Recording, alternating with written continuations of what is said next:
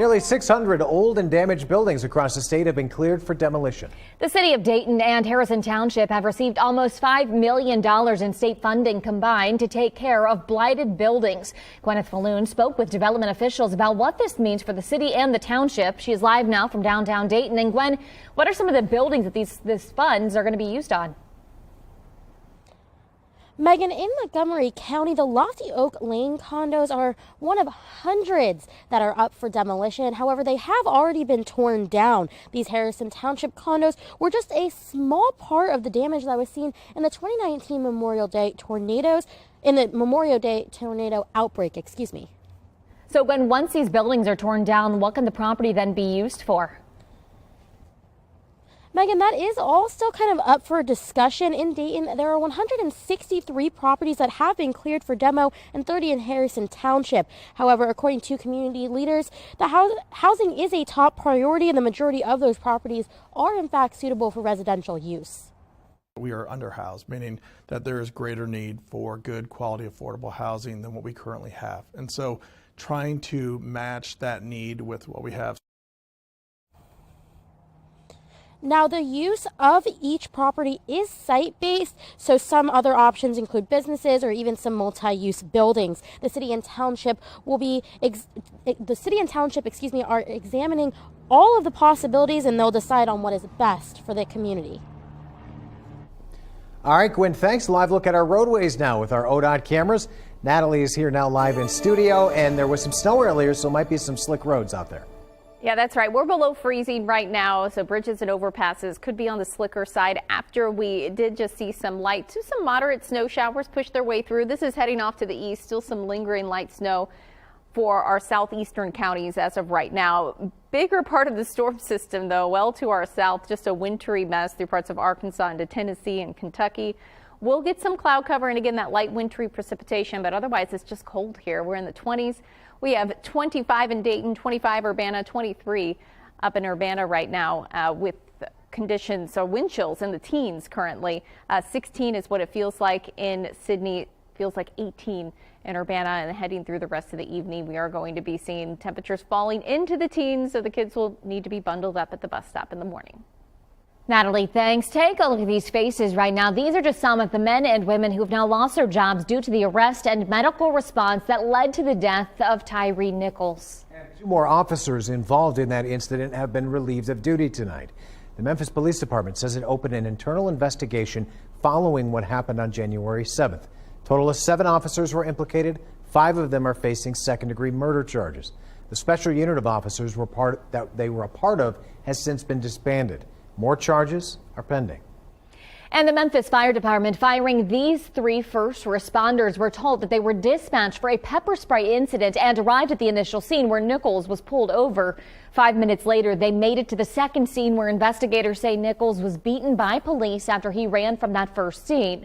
We're told Nichols was handcuffed on the ground and leaning against a police vehicle when the first responders arrived, suffering from injuries that would later result in his death 3 days later. Memphis Fire Department officials say that they failed to conduct an adequate patient assessment of Nichols. Also, calls for change continuing all over the nation tonight. That includes here in the Miami Valley. Dayton community leaders say police reform needs to go beyond the city itself. Mamie Bob brings us up to speed from the Dayton Police Department. 71% of Dayton's police reform recommendations are complete. That's 101 out of the 142 police reform recommendations. Now, you know, this has been an extensive process. It began in June of 2020 after the death of George Floyd. Now you have Tyree Nichols, and it's renewing the calls for change. This police reform needs to be expanded to include the whole county. One of the reasons being is because people of color and other poor people have encounters with police in those surrounding areas.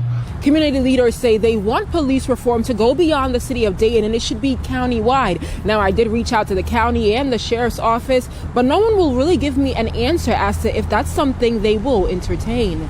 Back to you. All right, Mamie, thanks. We'll have continuing coverage of that situation as it continues to unfold, both on air and online. You can find that story and others like it on our website, Dayton247now.com. A live look tonight from the Miami Valley Jail's website, which shows this man remains behind bars in the Montgomery County Jail, accused of shooting a man at a food truck earlier this month. Tyshawn Wilson is charged with felonious assault. Police say he shot the victim after an argument at 5th and Pine Street. An investigation into the shooting is ongoing. If you have any information, call Miami Valley Crime Stoppers at the number right there on your screen. The Dayton Police Department says 33 cars were stolen in Dayton this week. At least 24 of those were Kias and Hyundais. Now, this is a map showing where those thefts took place. 4 arrests have been made in connection to those stolen cars.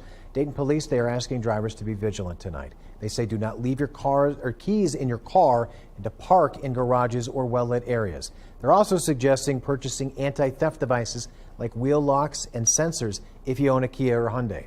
Now, at least 2 major insurance companies will refuse to cover certain models of those cars. Both State Farm and Progressive have confirmed they have stopped writing policies for models made between 2015 and 2019. That's all due to a lack of anti-theft technology. Data shows these models are twice as common to be stolen. State Farm confirmed it's temporarily ceasing to write policies on those models in some states. Progressive also confirmed it's increasing rates or limiting the sales of insurance policies to those with those vehicles. Over the past year, Ohio has seen a 45% increase in thefts of Kia and Hyundai models. Live pictures from our Eco Plumber Skycam over Dayton tonight, where the Gem City Market is finding ways to help families as food costs continue to rise. This is happening as emergency SNAP benefits are set to expire in March. Clara Faith is live in Dayton tonight. And Clara, what is the Gem City Market doing to help these families? Gem City Market is finding innovative ways to help families across the community. This month it offered a program called We Got You, meaning that families can purchase what they need from the market for half the price using their EBT card. Gem City Market says they have helped nearly 300 families with this program and hope to relaunch the program next month or in March. You know, especially right now, everybody's hurting right now. You know what I mean? Inflation is up, cost of groceries is going up, but that leaves the most vulnerable even more vulnerable. And so, like, this program is a way to you know, increase access to food. Now, Clara, is Gem City Market's WIC benefits system back online yet? The board president of Gem City Market tells me that the WIC benefits has not been back online yet, but they are hoping with the new system and the new supplier that it'll be back running up in a couple months. Now back to you guys in studio. Clara, thanks. Governor Mike DeWine set to deliver his 2023 State of the Union address tomorrow. It'll take place at noon from the Ohio House chamber of the State House. He'll speak on the strength of the state and discuss his priorities for the upcoming years. We'll have more coverage of that speech both on air and online tomorrow. A number of people injured tonight after a drive-by shooting this afternoon. Lydia Bice is at the Now Desk. And Lydia, where did this happen? Well, the shooting happened in Lakeland, Florida at the intersection of North Iowa Avenue and Plum Street. Now 10 people are reported injured and 2 are in critical condition after police say the 4 shooters pulled up to the scene in a dark blue Nissan and opened fire. Have investigators said whether they think this was a random act of violence? Police say that the victims were likely targeted. Now, all 10 victims were men between the ages of 20 and 35. Police also said that there's been discussion online about this incident being gang-related, but that has not been confirmed at this time. Back to you. All right, thanks, Lydia. The man who police say was responsible for a fiery crash in Huber Heights last week appearing in court today. 28-year-old Corey Harbarger pleaded not guilty to numerous charges. He's accused of stealing a car and crashing near the Grismer Tire and Auto Service Center on Brand Pike, hitting 2 other cars and causing this fire you see there. 1 man was hurt in the crash and died this past Saturday. We still don't know anything about the other people involved in the accident. Well, crews battled a fire that damaged a part of one home in Huber Heights earlier this evening. It happened on Tilbury Road. Crews tell us the home was very crowded inside, and that made the flames difficult to fight. They had also said that a number of animals died in the fire, but several others were able to escape to the backyard. Those who were living there were able to make it out of the home. No cause has been determined just yet, but an investigation is ongoing. The search continues tonight for this missing Dayton woman. Sarah Chapman was last seen December 27th. Leaving a Trotwood apartment complex where her ex-boyfriend lives. Her car was later found in Middletown with her purse inside, but she was nowhere to be found. Now, Chapman is 30 years old, 5'5", 115 pounds, has black hair and brown eyes. If you see her or know anything about her disappearance, please contact Dayton Police at 333-COPS, or you can call Miami Valley Crime Stoppers at 222-STOP. We also have the latest developments in this morning's officer-involved shooting in the suburb of Wyoming. A man was shot as police responded to a burglary, but family insists it's all just a big mistake and he was actually cleaning up his grandmother's apartment. Luke Jones has more. I mean, he was like a modern-day Robin Hood. Straight up. Loved ones lay out candles in the spot where 28-year-old Joe Frazier Jr. was shot by police. Any day, he was supposed to be welcoming a new child into the world. Instead, his family says he lies brain dead in a hospital room. I just don't understand. I don't know why. It just takes your heart, takes your breath, man. I mean, this was uncalled for. Wyoming police say they were called to this apartment building on Durrell Avenue for a burglary around 12:40 Monday morning. They say they saw two men behind the building, who we now know were Joe Frazier and his dad. His family says he was helping clear out his dead grandmother's apartment. Police say they ordered the men to stop, but claim Frazier got into this minivan and then almost hit an officer as he was driving away. From what I was told, he told him to stop, but he was already pulling out, and I guess he just kept going, and they started shooting. Relatives say Frazier was hit 3 times in the head. He crashed his van into the side of this building, and scanner traffic reveals police feared it could go up in flames. The vehicle is in danger of catching fire, and I think the subject's in that vehicle. Frazier's brother, who goes by the same name, says he has lots of questions for police. I want to see the video. I want to hear the 911 call. I want the names of the police officers. That was Luke Jones reporting. Now, police say there were a total of 3 officers on scene. 2 of them fired shots. Another death after a run-in with police. What happened in a Cincinnati suburb that led to officers pulling the trigger. Also, changes coming to the Dayton Air Show this year and what you need to know before the planes leave the ground. Plus, I'm tracking some sunshine in our forecast, how much we're expecting. That's coming up. Here's a live look from our Eco Plumber Skycam. You're watching Dayton 24/7 now.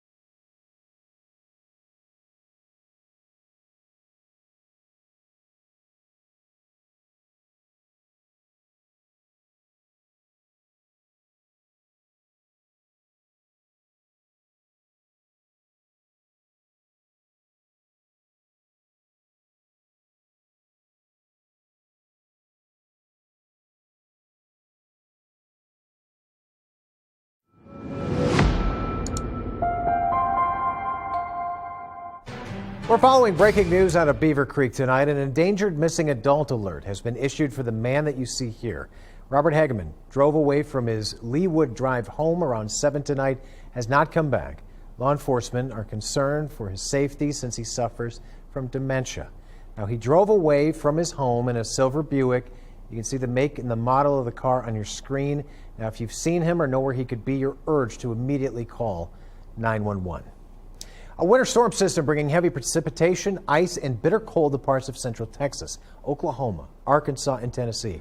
More than 40 million people from Texas to West Virginia, they are under winter weather alerts. The National Weather Service says ice accumulation expected across at least 15 states. Wind chills as low as 45 degrees below zero are possible, which can cause frostbite in as little as 10 minutes. And that winter weather has canceled more than 800 flights within, into, or out of the U.S. today. That's according to flight tracking site FlightAware. Millions across at least 15 states are expected to see freezing rain, sleet, and ice accumulation. Airports in the Dallas area are seeing a bulk of the cancellations. Yeah, that winter system bringing us some light snow across the area from earlier this evening. It's quickly moving in and out, but as it did make its way in, it did bring a quick dusting of some snowfall out there. So be extra careful. It's below freezing. We don't have the heat of the day to help melt any of that snow away. So it's really sticking to the ground pretty easily. So some slick spots certainly going to be possible. This is a look at what we're tracking through the rest of this evening. That heads off to the east and we start to see clearing, waking up to teens by early tomorrow morning.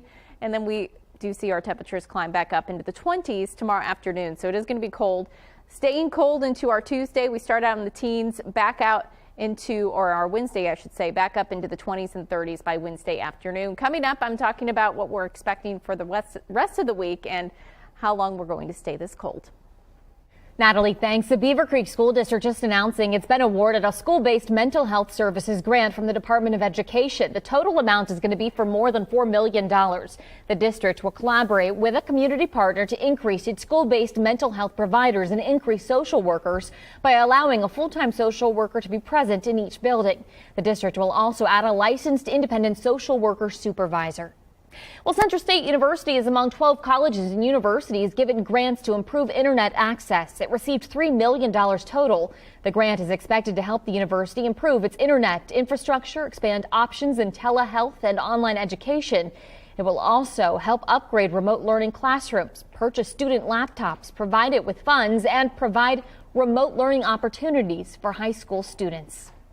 Some big announcements today for the 2023 CenterPoint Energy Dayton Air Show. The show's executive director providing updates on ticket costs, parking, going cashless, and confirmed performers. This year's show is going to include the U.S. Air Force Thunderbirds, the Red Bull helicopter, and many others. What I've tried to do is put together a show that kind of includes everybody. You know, have something for the kids, something for the adults, and some of the acts that we have coming up that we're going to be announcing, I think people are going to be really excited about. Other changes this year include cashless tickets at the door, pre-purchased parking, and a signal booster for cell service. For a full list of acts or to purchase your tickets, you can visit DaytonAirShow.com and check back because more acts are expected to be announced in the coming months. For the first time, the Montgomery County Common Pleas Court is going to have a majority of women judges. November's election of Judge Angelina Jackson makes 6 of the 11 judges on the General Division bench women. Overall, the state of Ohio matches the national average of just 33% female judges elected to general jurisdiction courts. But now Montgomery County is leading the way in judicial diversity. A group of Cincinnati area high school students are working to improve the lives of kids halfway around the world. They're partnering with the Anthony Munoz Foundation and are making sure that thousands of kids in Africa don't go hungry. Brad Underwood shows us how it works. Down the assembly line the food goes. Scoops of rice and grains fall into bags, hit the scale, get a fresh seal, and then into a box and off to Lesotho, South Africa. The Taft Community Service Project stems from the Anthony Munoz Foundation's Youth Leadership Seminar. The project is working with the Lesotho Initiative Project, a Wittenberg University student-led effort to feed children in South Africa. We're more than just Cincinnati, Ohio. We're the world, and this is a way for them to step out into that larger community. In 7 years, the initiative is responsible for providing more than 3 million meals. At Taft, I'm Brad Underwood. Back to you. Well, we were just talking about how we can't wait till things turn green again. Yeah. Because it is absolutely frigid outside right now, Natalie, and it sounds like it's going to be staying just like that throughout the rest of the week at least. Yeah. Nice way to be brought into February. Yeah, January has been pretty mild, and we're starting out the end of January into February on the cold side, that is for sure. Little snow out here on the ground. Yeah, little slick, almost slid there. Be extra careful. We did see a quick dusting of some snow with a system just to our south that made its way through. We'll continue to monitor for some slick spots out on the roads through the rest of this evening, but gradually climbing back up to 40 on Thursday. But then heading into the end of the week, we drop back down into the 20s for highs. The lows are going to be in the teens, maybe even some single digits. So a little bit of a roller coaster ride, but overall much colder than we have been seeing here recently. So coming up, I'll have a look at that 7-day, talk about our next chance for some precipitation too. Natalie, thanks. School's back in session in Newport News, Virginia, where a first grader is accused of shooting his teacher earlier this month. The new safety measures aimed at keeping students and staff there safe. And the trial for a South Carolina attorney accused of killing his wife and son now underway. What the defense is doing to try and prove his innocence. You're watching Dayton 24/7 now.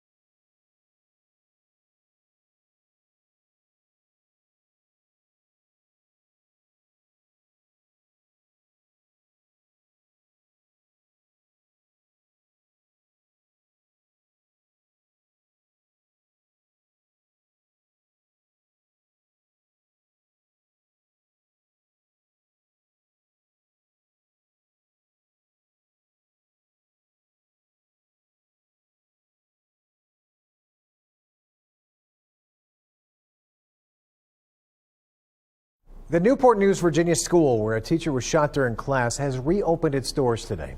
Since the shooting, the school ramped up security with new walk-through metal detectors, clear backpacks, new doors, and new security officers. It's also a new administrator. The superintendent was fired last week, and the principal and assistant principal left their jobs. Now, police say there's lots of smiles, high fives from the students today, and the department just wants to make them feel safe. I think what happened here on January the 6th upset everyone. I did not realize how fast this story would spread across our country. But we can't stay in that moment. We've got to move forward. The first grade teacher, 25-year-old Abby Warner, is recovering at home. Her classroom remains closed. Attorneys continuing to work to prove the innocence of Alex Murdaugh. The South Carolina attorney is on trial accused of killing his 22-year-old son and his wife. His defense attorneys accuse investigators of rushing to judgment. A law enforcement agent who responded to the initial crime scene was cross-examined. A defense attorney questioned whether law enforcement contaminated the crime scene, citing a bloody footprint that was not Murdaugh's or his son's. There was a bloody footprint near his that turned out to be law enforcement, correct? Yes. In the feed room? Right. In blood? Is that preservation of the scene that your standards require? Not exactly, no. Not exactly? Should the police be walking through the scene? No. Do we know what other evidence they may have destroyed? I have no idea. That's right, we don't. Murdaugh has pleaded not guilty to the murders, claiming he found their bodies after they were killed. Cincinnati Bengals reflecting on their 2022 season, how players and coaches reacted to it all. You're watching Dayton 24/7 now.